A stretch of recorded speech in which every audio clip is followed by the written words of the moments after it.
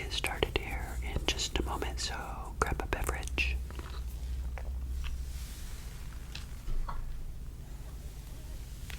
This is going to be a coffee talk ramble.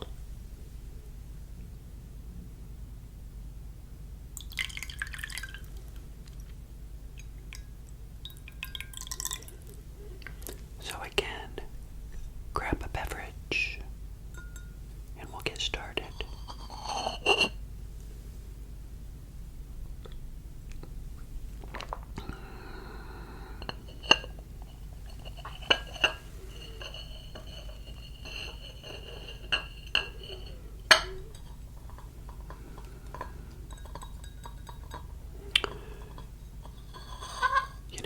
This week, I'm just going to let the camera kind of roll as I ramble and talk about something really important.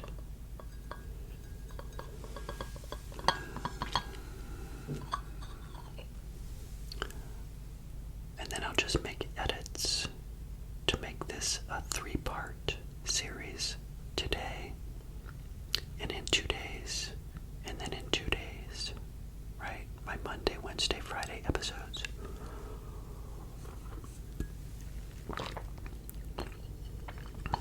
Because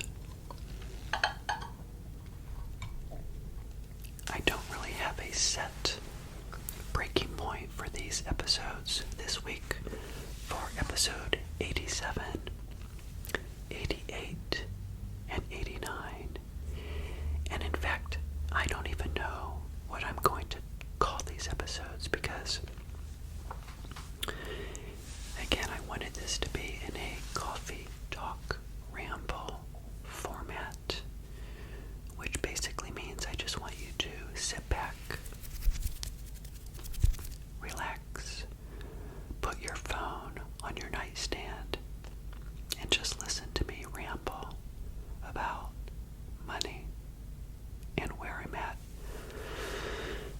financially speaking, and sharing with you a decision that I've made, which is probably one of the most important decisions of my life. And for many of you, it will be a decision for you at some point in the future as well, as you move forward in your career. I know by looking at the statistics through YouTube that many of you are very young. You may be in your early 20s. You may be in your early 30s. Some of you are in your 40s. And I know I've got people that are older as well. So I want to thank all of you for being here. I haven't given a heartfelt thank you in quite a while. Remember this? But thank you so much, all of you, for joining me on this journey. While I have talked about my journey towards financial independence. And in a lot of my early episodes, I've talked about what financial independence means.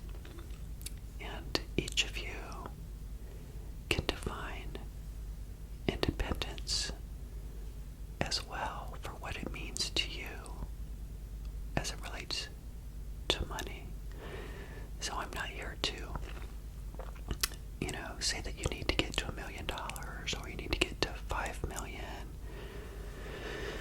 or anything like that. I'm just here sharing my experience with others in an ASMR format so that you can have a benchmark and a person that you have listened to and start thinking about, is it possible for you in your life to do something similar? That's the main goal of the channel, is just to share with you what I've done in the past, what I'm doing in the present, and what I'm going to be doing in the future. And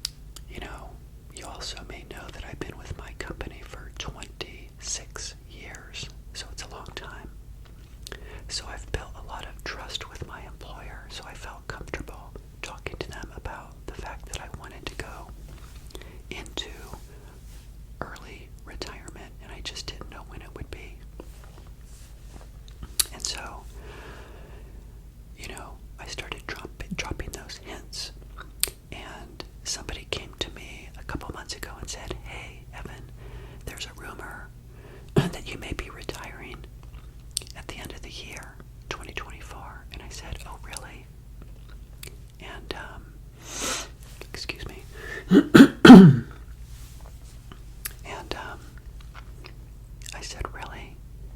And she was like, yeah. So I said, yeah, well, I am thinking about it. And I think by me talking about it helped me solidify the decision. And it kind of just happened over time because I was dropping those hints. I was, doing my podcast since 2020, talking about going into early retirement. So it was something that was already comfortable for me. And it's been a goal of mine for a long time. So I started working with my manager and we came up with a date. And that date is, drum roll please, right? That date is Friday, January 3rd of 2025. So by the time you view this episode or these episodes, it really is about 5 months away. September, October, November, December. I'm sorry, 4 months. Yeah, September, October, November, December. I also, I think, shared with you and gave you hints that maybe there would have been a severance package that I could have received. Well, that did not happen. My company decided not to give severance packages because we merged with another company and there was this rumor that they were talking about doing and having severance packages. So that is not happening. It may happen in the future, but you know what? I'm not going to wait for something that may happen. So in working with my manager, we came up with that date. One of the reasons why we chose going into January, for a couple reasons. Number one, I will still get benefits through my employer through the end of January, so I can pick up with Marketplace. I don't know if I shared this with you, but on my podcast I have. But as you get close to retirement, and if you retire early, you have to obviously come up with your own money to pay for your health care premiums until you get to age 65, where Medicare takes over. So for me, how many years is that? 59, 60, 61, 62, 63, 64. I have 6 years that I will have to pay for my own health care premiums until age 65 when Medicare kicks in. So I've built that into my plan.